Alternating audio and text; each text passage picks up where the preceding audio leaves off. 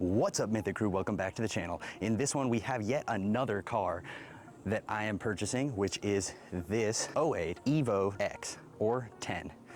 It's seen better days, it's got some rough paint, and we're buying it with a blown engine that we're gonna rebuild here on the channel. As you guys might not know, I worked at an engine rebuilding shop when I was young, but I'm excited to show you guys the process and get to it. So I just paid the gentleman, we're gonna wait for the tow truck, and I will get back with you once we get this to the house.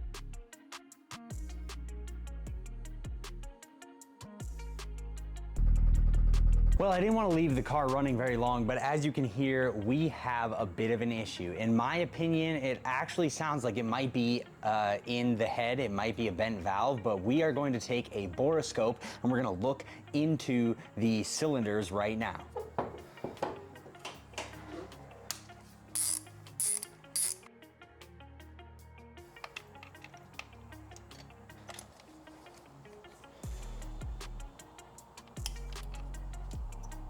Looks like it's been burning pretty decent, a little bit rich, but not too bad. All right, so lucky for me, my buddy Kevin lent me this borescope, and we are going to go take a look in the cylinder.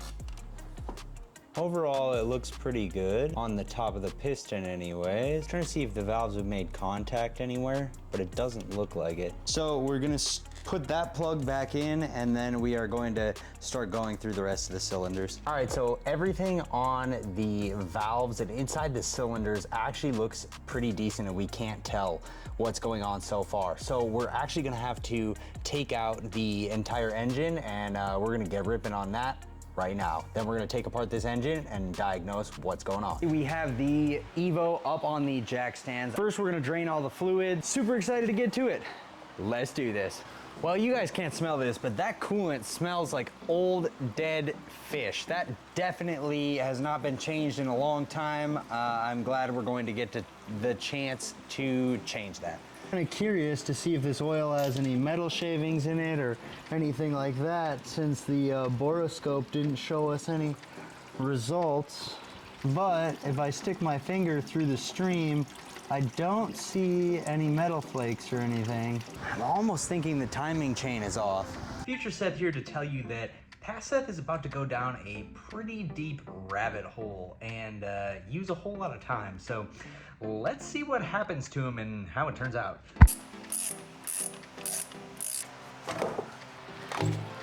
We have the entire harness on this half disconnected. So now we've got everything unhooked on the top of the transmission. We have a couple more wires under the intake manifold on this side.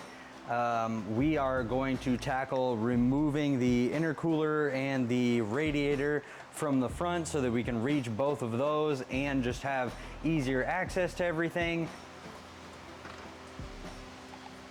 Oh my gosh, holy moly, this intercooler is extremely heavy. All right.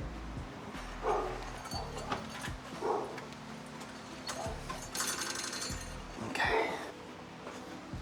All right, everyone, we are back on the Evo tonight. I actually went and picked up some stock cam gears because I did a little more research last night, and since the valves haven't touched the pistons and the oil came out clean with no shavings at all, I'm thinking that it could possibly be the Myvec cam gears that are making our engine noise, because that is a symptom of the Myvec cam gears going bad. So I did buy these because they were really cheap. We are going to take off the timing cover, and then we are going to put everything back together and see if that actually fixes our engine noise. So let's get to it.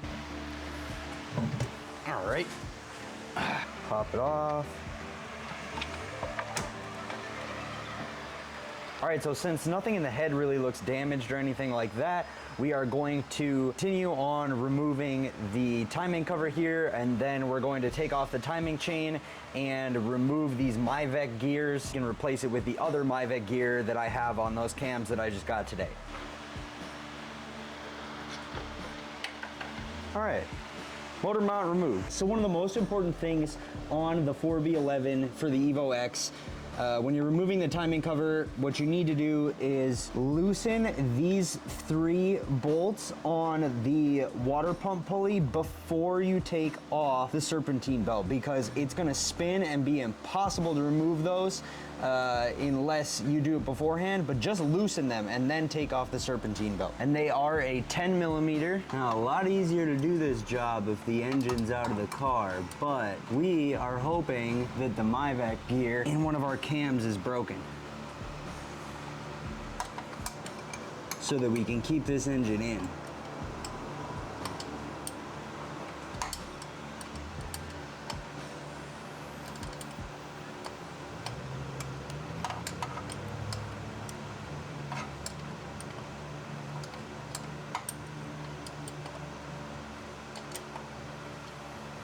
Okay, all those are loose.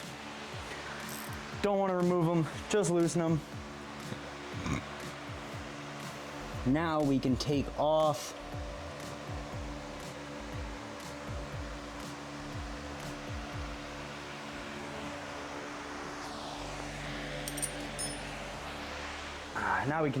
the serpentine belt. Pretty sure, what is this, a 14? Is not. It's got to be like a 15, man.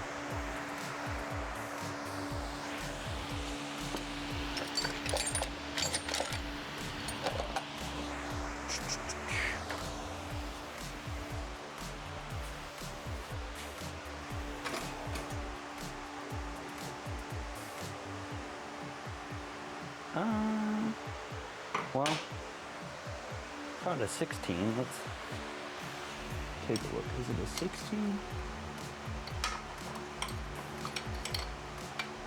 It is.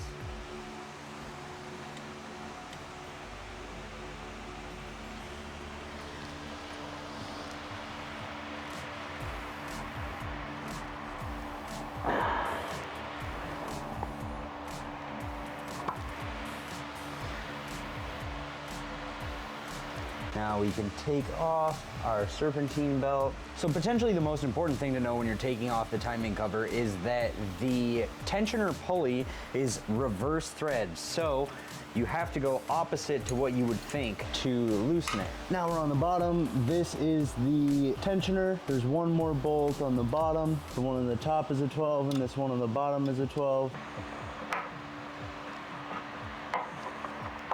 All right, now I've got to remove these screws on the water pump pulley, which we do have loose already.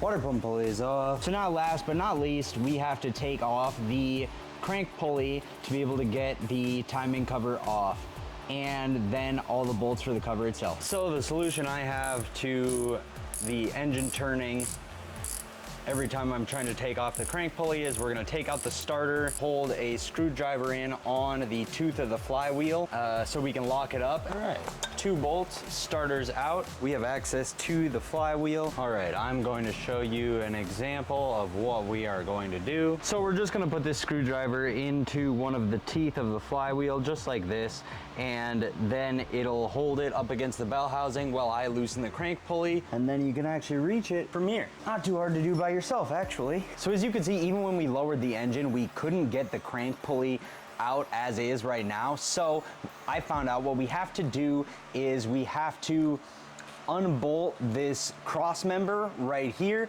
just so that we can get a little bit more angle out of the engine, and then we'll be able to slide that crank pulley off and get the timing cover off.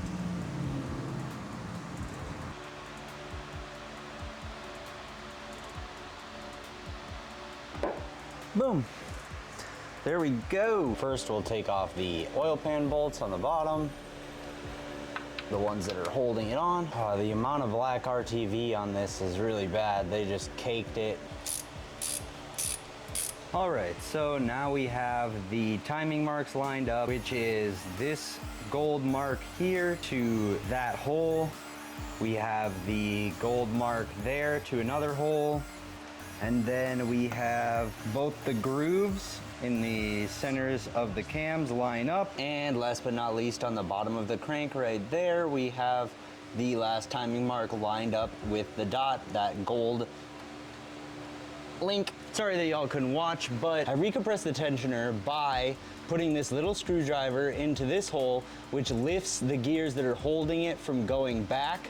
And then you can slide it all the way back and put in a pin holder, just like it had when it was new. Now we can take out our exhaust cam. We lost a little bit of footage, but we ended up taking out the intake cam and replacing both of those with the new cams that we got. And now we're going to take the timing cover and reseal it on there. So we took our fresh razor blade and we cleaned up the mating surface on the block for this timing cover. Now we have to clean up all this excessive RTV that they use. So now we've cleaned this side, I'm going to finish up this side, then I'll be right back with you guys and we will clean both mating surfaces on the block and on here, put some RTV on and get it sealed up. But generally speaking, for like an aluminum cover like this, you're gonna want gray RTV. And you don't wanna just lay a bead. You wanna wipe this with your finger to make sure you're spreading it across the mating surface. Extremely important on these Evo X is these center areas that people get a leak and then you have to take the whole cover apart because you forget to put some sealant on one of these middle sections.